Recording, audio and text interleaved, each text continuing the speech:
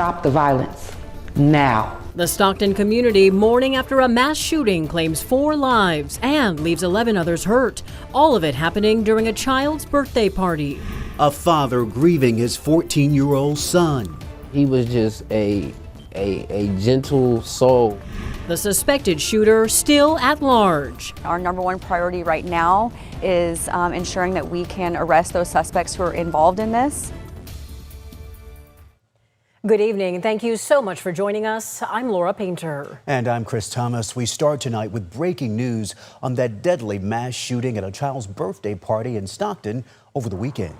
15 people were shot. 4 victims, including 3 children, ages 8, 9, and 14, have died. The San Joaquin County Sheriff's Office has yet to release any suspect information. Today, the FBI announced it's offering a reward of up to $50,000 for information leading to the arrest of those responsible.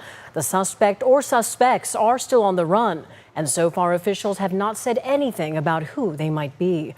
So let's get to our team coverage right now with several crews in Stockton tonight. For the first time, we're hearing from people who were inside the venue and witnessed the horrible shooting, including a father who lost his son. We also spoke to the mother hosting the birthday party for a 2-year-old. She talks about the scary moments when someone came in and shot several people, including children. ABC 10's Roxanne Elias joins us live from the scene of the shooting.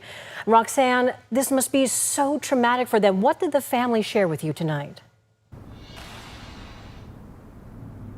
Well, Laura, many tears were shed tonight as I sat with the family, listened to them tell me that they are both hurt and saddened and angry about all of this. And that is because all of the people who were shot here, they're all family members and close friends who will never get to go home ever again.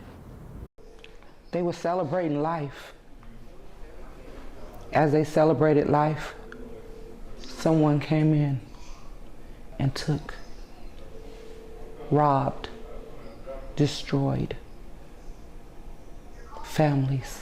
What was supposed to be a joyful celebration for a 2-year-old's birthday party Saturday afternoon quickly turned to terror when someone came into this building in Stockton and fired several shots. All I heard was gunshots. I didn't see anything. I just fell to the ground with my baby. I tried to hide behind the jumper. That's all I remember. Patrice Williams was hosting her daughter's birthday, surrounded by mostly family and some friends. She says the shooting happened as they were preparing to cut the cake and end the party. Her grandmother, Teresa Spivey, says she threw the cake table down as soon as she heard the shots and used it as a shield. All I seen was kids dropping. Somebody fell on the side of me and they was hit. I looked up and I see my granddaughter. I ran and got her, and I just started throwing kids in the back room, putting them up under the table.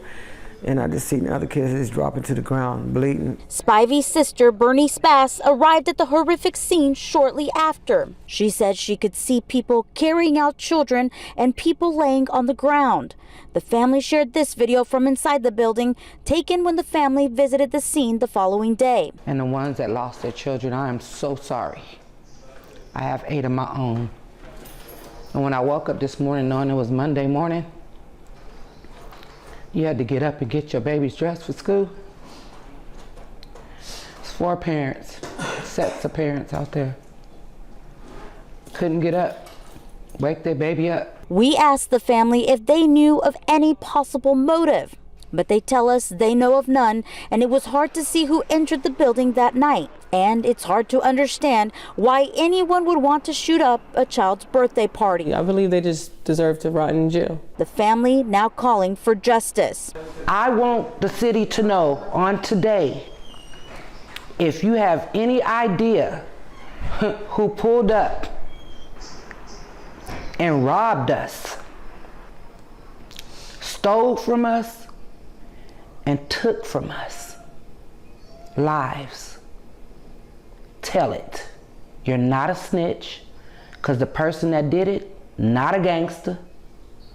You lost it if you thought you was.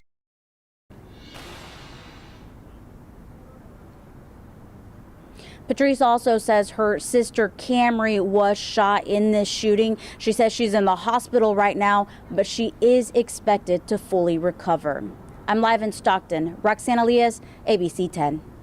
Well, Roxanne, this is something no one would ever imagine to happen, especially at a 2-year-old's birthday party. Our thoughts and prayers are with the victims and all of the families involved. Keep us posted as you learn more. Roxanne, thank you. Well, tonight we're also hearing from the families of those impacted. ABC 10's Gabriel Porras has been on scene every day since the night of that tragedy, and he spoke to the family of the 14-year-old victim from Modesto. And Gabriel, tell us, what have they shared with you today? Yeah, Chris and Laura, I sat down with the family of 14-year-old Amari Peterson.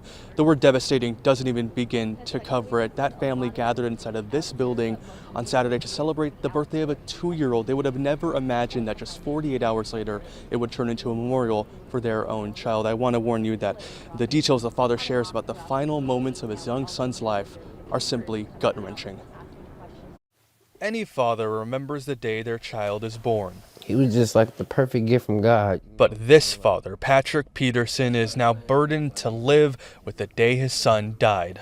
All I could see is my son crawling on the ground and me trying to resuscitate him.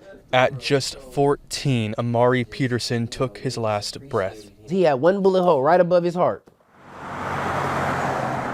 Amari and his family, a few of the dozens on Saturday who were just trying to celebrate the birthday of a 2-year-old. I just heard gunshots, and then the shooter came in, and he came in. I turned my back and I looked at him, and then I just started seeing him shoot. Just sit down. Patrick's daughter was grazed, and in the panic before he could even react, Everybody running off, and then my son is just sitting there, just crawling, trying to get up. So I got my baby. I had to hop back over the counter, and I'm trying to see what's going on with him. I'm trying to give him CPR and the bullet, and he just got blood coming out his face, and it's just something that a father should never have to go through. what no one should ever endure is now on a painful replay.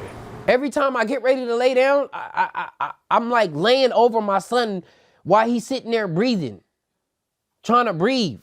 Every day he would tell me, "Dad, I love you. Dad, I appreciate you." Every night, every morning. Every night, every morning, that boy would tell me he loved me. A loving boy, a gentle soul, a life taken, and a community shaken. He was loved by like so many people. He loved sports, he loved football, he loved basketball.